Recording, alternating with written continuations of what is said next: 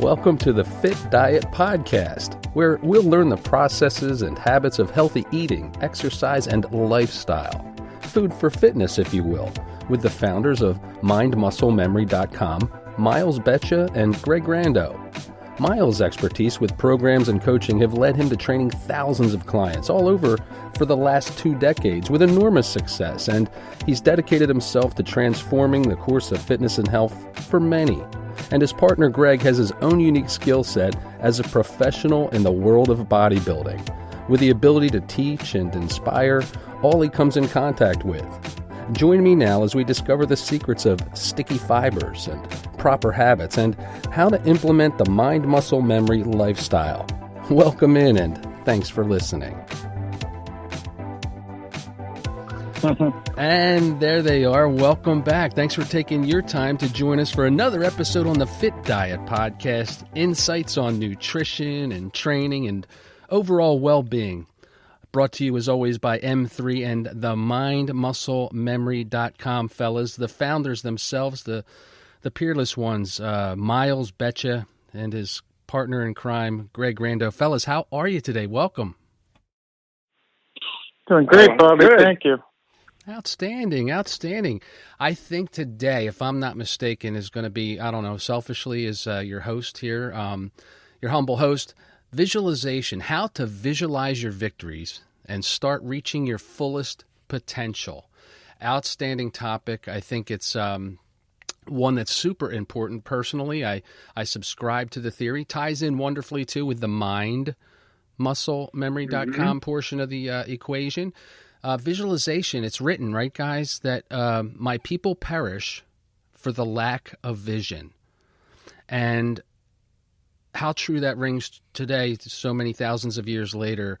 You know, when we don't have an image in front of our mind's eye or a vision, we're like a boat without a rudder or a steering mechanism. Miles, what's the importance, in your estimation, of visualization in your capacity and role at mindmusclememory.com?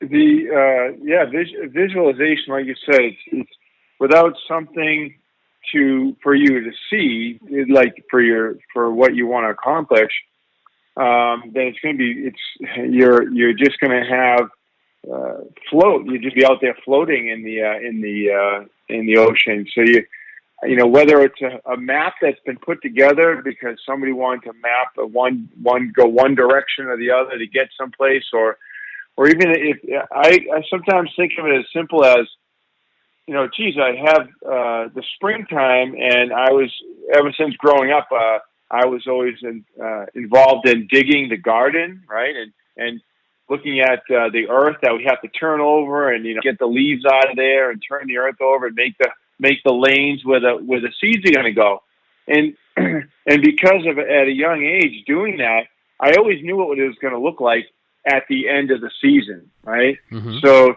a lot of the things I've done throughout life, I've always sort of taken back to that. This is that basic. Well, here it is, May. We just dug all this earth. There's nothing here but just brown dirt, and then these, but we can not just plant it. We plant it because we've been doing it every year and seeing that at the end of the season, there's going to be these 8 rows of this, and they're going to be this high, beans. And these rows are going to be tomatoes, and this area is going to have zucchini all over the ground on these zucchini vines. And so you don't even, all you see is dirt right there, but you're visualizing how many zucchini, how many bean stalks are going to be, how many tomato plants, and how high they're going to be, and how many red tomatoes are going to be on. So I think just that every human being has that capacity where they're going to look at something that's just bare dirt, and you're going to visualize, and we want to do that with our muscle structure, our weak muscles that aren't working properly, or maybe our insides, our heart, capacity doesn't have the breathing, and the respiratory system doesn't have the breathing match up with what we want to do for our cardio, whatever it might be. So we have to put that system together and simplify it and start planting. That's my idea on visualization. a great visual. Yeah. Yeah, it is. What are your thoughts, Greg? I mean, you have a physical impairment of sight of all things, which we talk about, but it's not that we're talking about physical sight today. You can probably attest better than anyone on the power of imagery, visualization, seeing the end from the beginning. Why don't you share a little bit about your experience and how you utilize it to your good end? Yeah, I think for me, as you said, with my visual impairment, using my mind's eye or envisioning has always sort of come natural to me. Even when I was in, college and, school doing presentations and stuff, instead of having notes and note cards, create like a map in my mind, beginning with a central image and then periphery. On the periphery have other smaller images that help to indicate sort of an outline of what I'm presenting or talking about. And in the gym, in fitness and health and fitness, whether I'm teaching or working out, exercising myself, I'm always trying to use my mind's eye, incorporate my mind's eye without, of course, using the mirror or any other aid. I try to stay within my mind's eye to then allow me to more feel what's going on, feel my muscle movements, muscle patterns. And there are a lot of great benefits to keeping your mind and body connected, the right creative side of the mind and the left side of the mind, the academic side, both engaged. But a real, a benefit to using a visualization is, and I constantly see this as I'm learning and performing or teaching. We're always learning, whether I'm exercising, performing my own movements or teaching others. And when you're envisioning, when I'm using my mind's eye, it leads me to other. It's, how do I say it? It helps me to be more aware of other information that might come up or other behaviors or information or something that I might encounter or come across. Interesting. Because it maybe paying attention in a different way. Yeah, it helps me to kind of reach another benchmark and stimulate the learning process. So would you say, Greg, that you're, in looking at what you might encounter, you're sort of understanding what might oppose you to get what you want to do? Exactly. Okay. Exactly. Okay, yeah. Right. To every vision, right, has opposition, and when we kind of just go in and do without having a clear approach as to what we're doing, we're probably not going to come across. We're not going to be in a position to to see things or to learn from experience as much. That's what I find. I feel like I'm more aware, more open to learning different things along the process. Mm-hmm. Yeah. Yeah, I think also, guys, vision we can tie into to feeling. There's some exercises that I've been doing, and we're going to dive into this blog here on mindmusclememory.com, and there's some just some examples breaking down things as an example, what's my goal, how to lose weight. Well, if that was the case, and I wanted to lose weight, and I was going to take my visualization or my image maker, my internal capacity to reach that goal, I think one of the things I would do is I would get quiet, I would get still, and I would actually envision myself to the ideal weight. And that is, how would I feel if I were at my ideal weight? What would my joints feel like? What would my muscle feel like? What would my breathing? Would I breathe easier? What would I look like? How would I act? How would people see me as my new representation of myself. And I would kind of live that out in my mind's eye, like you say, Greg, just kind of, immerse myself in that feeling. And I find that when I do those exercises, when I see myself or, attaining a goal, if I put myself in the present moment, how would people respond to me? How would they talk to me? Wow, and I actually go through that exercise in my mind, Miles. I'll say, I'll see Greg coming up to me in the gym and say, Bobby, you look fantastic. You took off that 10 pounds you wanted to do. And I'll really internalize that. And I have found that to be a wonderful aid in my goal achievement by using that visualization, that feeling, that all those things. Do you find that to be the true for yourself when you're when you have a specific goal, Miles? We learned how Greg does it. Is that how you do it as well? Let's say a physical goal. Yeah. There's very similar things with it, because when I look at say a more recent one, just recently, I was having a bad muscle pattern. I was noticing that my legs weren't working as hard as I would like them to. So I sort of analyzed and noticed that the muscle tone wasn't activated, and it wasn't as balanced as I wanted it to be on my outer leg, on the outer quadricep.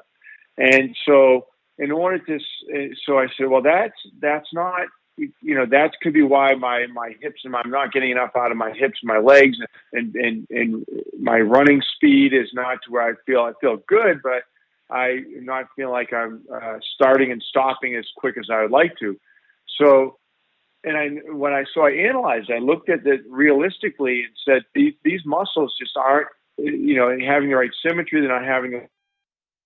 So then I started to right away look at them, and like you said, look at them and say, I see them as much better.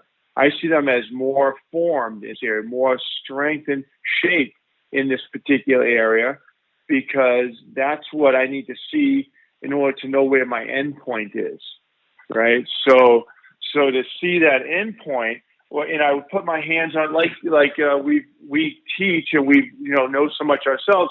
We like Greg said, I'll maybe even close my eyes and put my hand on that muscle and try to tighten those muscles and feel what they feel like now, so that I will know, and I'll start thinking about how they should feel when I can actually tighten them harder. Yes. and have more muscle tone to them. Yes.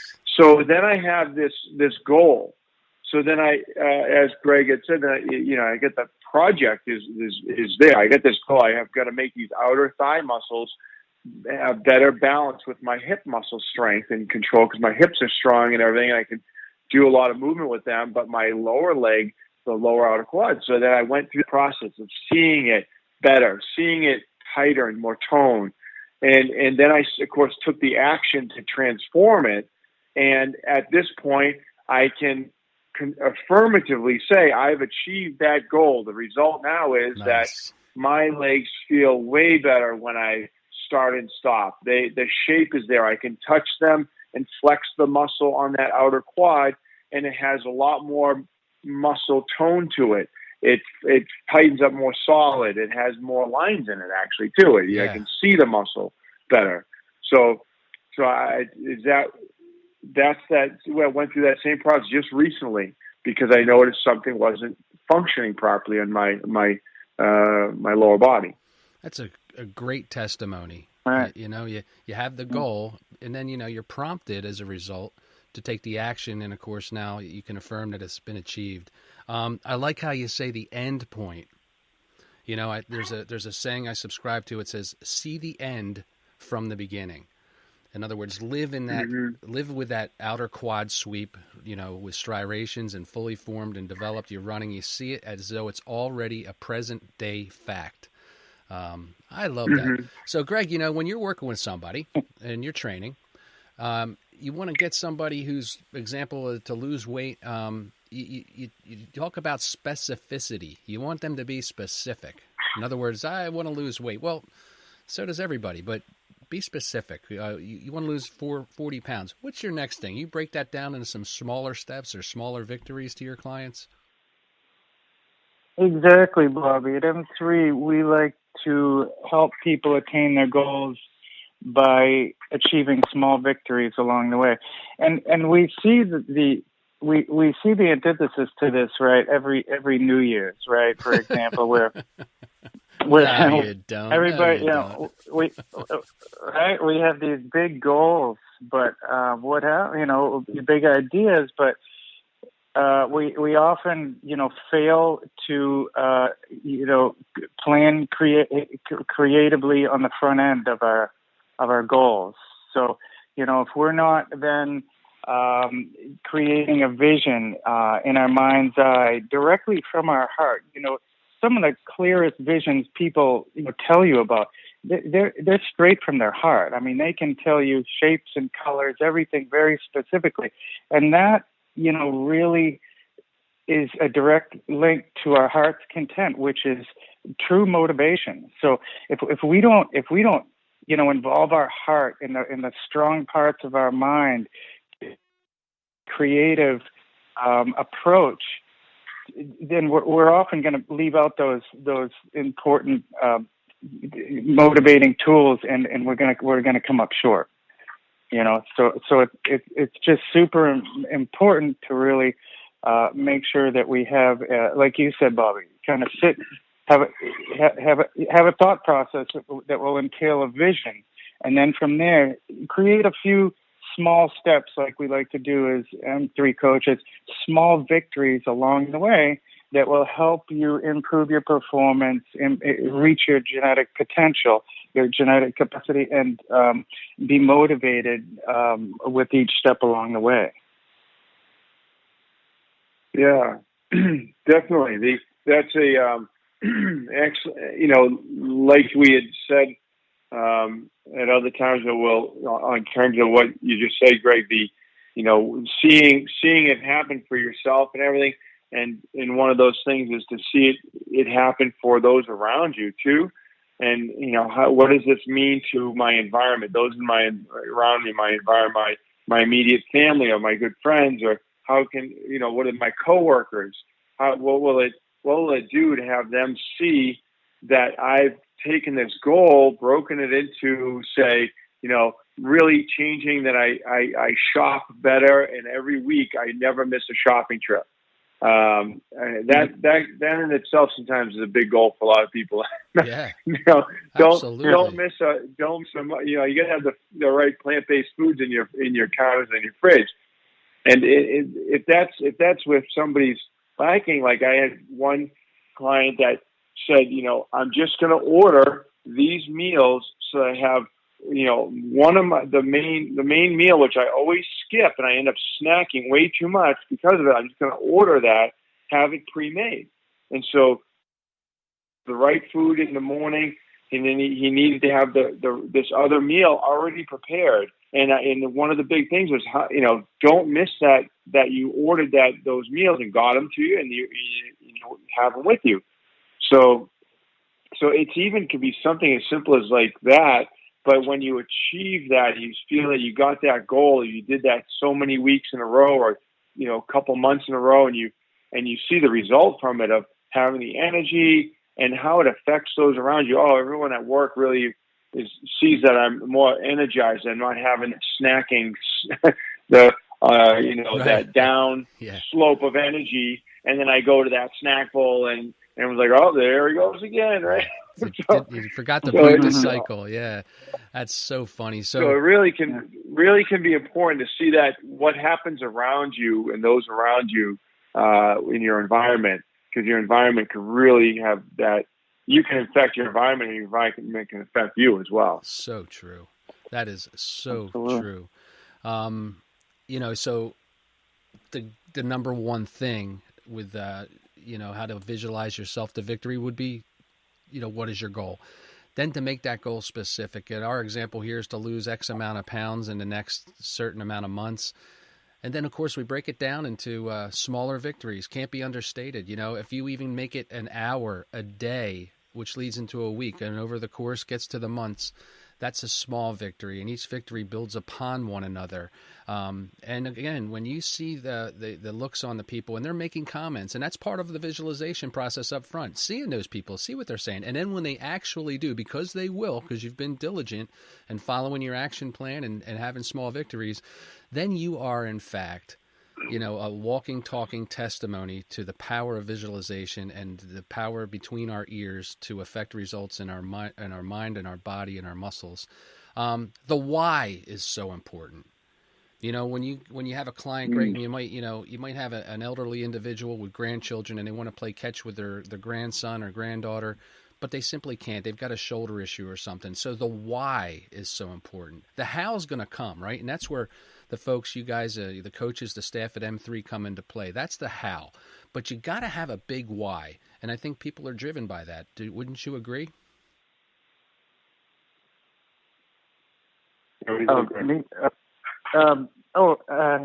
Yeah, absolutely, Bobby. Those are, very much the motivating, factors for a lot of people, whether they want to, regain their own health or be there for their loved ones, or just feel comfortable, like you said, with their grandchildren out in public. They want to know that with the proper guidance and support, they can achieve what it takes, to help them reach their goals and to help them accomplish what they're trying to accomplish. And as we said last time, a lot of times people don't know where to go. It can be any age. A lot of times we encounter people of older ages that just don't know where to go, may not feel comfortable going somewhere. That's why it's important to have an approach like we do at M3. We really want to help people not only reach their genetic potential and their elite performance, but optimal health or whatever age it is. Right. As we said before, I think that the number one reason why people are institutionalized in this country is because they can't lift themselves up out of their own armchair. So, those are the goal setting and having these visions and creating a small to accomplish these to achieve these accomplishments just go a long way for individuals, the people they're surrounded by, and their overall outlook. We've seen for many years, Miles, within Boston Nutrition and Strength Center and in our individual areas of training where we are now, people of older ages generally feel comfortable with us because of our approach, an education-based approach to giving them the knowledge that they can apply understand, apply, and even take with them going forward. And these things are important to help them feel not only physically well but emotionally well. Mm-hmm. And often people gain more small victories than they may initially think that they're going to achieve.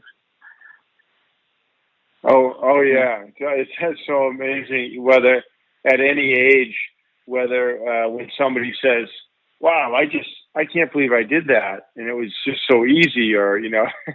I mean, it's great when somebody comes back. And I was just telling somebody who in their own right, she's in that age group in her 70s, and she likes to do her kayak. And she said normally she's not able to just simply pick up her kayak, but she came in one day. She's like, I can't even tell you. I went and I just picked it up, and it wasn't even feeling like heavy. Like I used to have to maneuver it around a little, one side at a time. Awesome. I was amazed at myself that I could do that, And I said, it's great because I said, it's amazing because at any age you can do this. And I said, I had somebody that I got a text from when he was a couple years back when he was finishing his college career in baseball,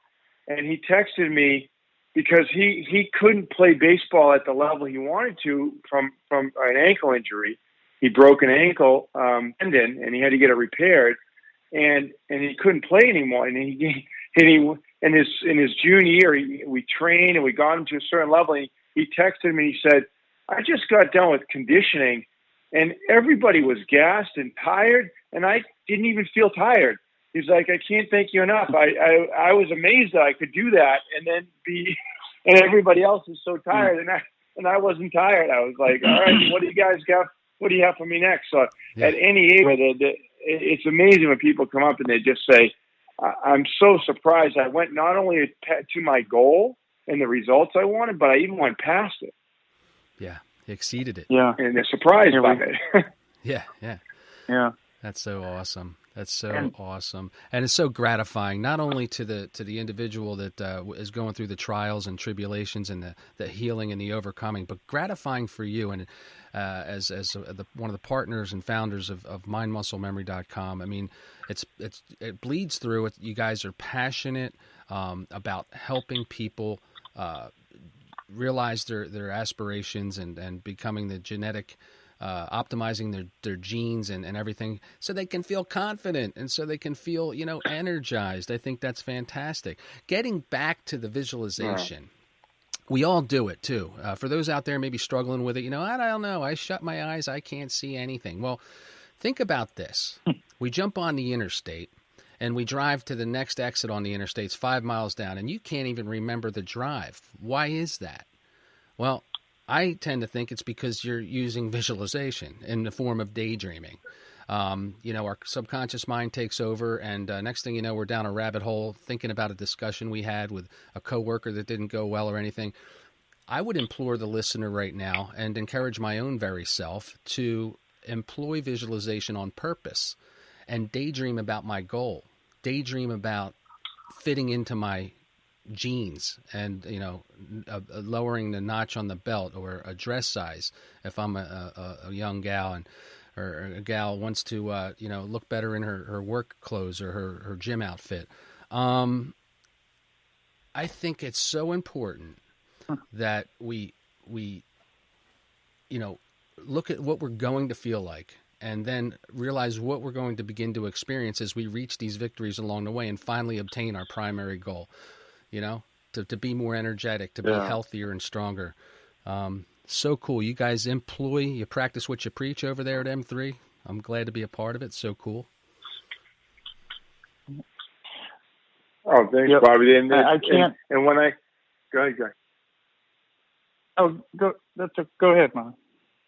I was just going to say that and I can't tell you enough that when your podcast, Bobby Stein has a podcast, The Motivated Mindset, and when you in those episodes, I listen to, and everybody should check out The Motivated Mindset and be looking through the library of podcasts that you've done with all these different people who have this sort of avenue. They've done this in order to expand their potential and expand their businesses, it's just amazing when you listen to that. You can kind of tie in this type of, goal setting or visualization and achievement and results, but also see how there's, like Greg had said earlier, there's always going to be some opposition. And if you look at that as some strategies to help you accomplish what you want to accomplish, it's going to, really take you forward to the next level. Greg, you say that, when we set out on a goal, it's like, what's that say in physics, Miles? It says for every action, there's an equal and opposite reaction. So when we set out to lose weight at the beginning of the year, Greg, right, it's the New Year's, we got this big, monumental, epic thing, and we're all gung-ho for 2 weeks. We're going to run into the bag of Doritos. It just calls us. We're going to run into the person that you share that goal with, and this is why it's important maybe to keep it inside you and not really broadcast to the masses, but you're not going to do that. Are you kidding me? I've watched you eat Doritos for the last 17 years. It's just not an option for you.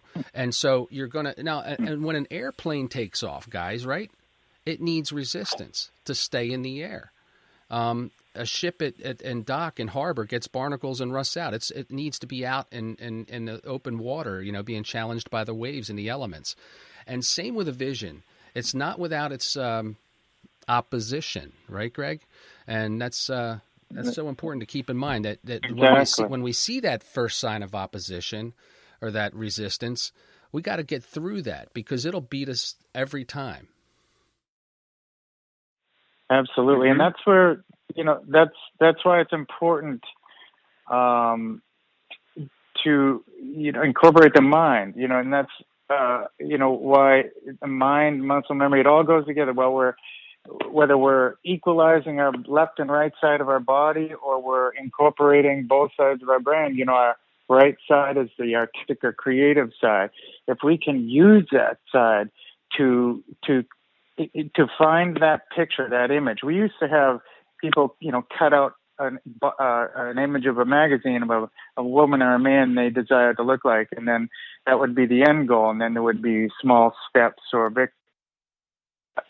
But to enlist that creative, that artistic side of the brain, that's going to really bring out your heart's desire, your mind's desire. That's what's going to fuel your fire and give you that life source of energy to drive you to that. That's what true, authentic motivation is. It's got to be clear, specific, and then we can recruit the left side of it. Then we can bring the other side of the brain in, the journalistic, the academic side, to create lists and an outline and an academic approach to achieve that. So now we have both sides of the brain functioning to help us achieve our goal, and then we're taking advantage of the Muscle Finder Equalizer program at the same time to use our visualization to perform, maintain posture, perform the movements, look out for any other attention or quirks or clicks that come our way, which will give us, these tools will give us what we need to get around them, to conquer them, to get by them,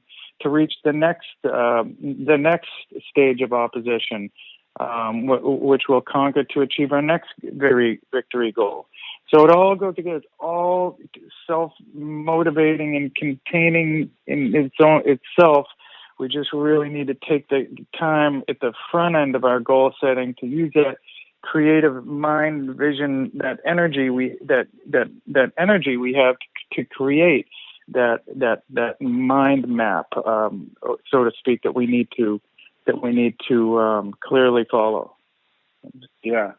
Yeah. Very, very cool.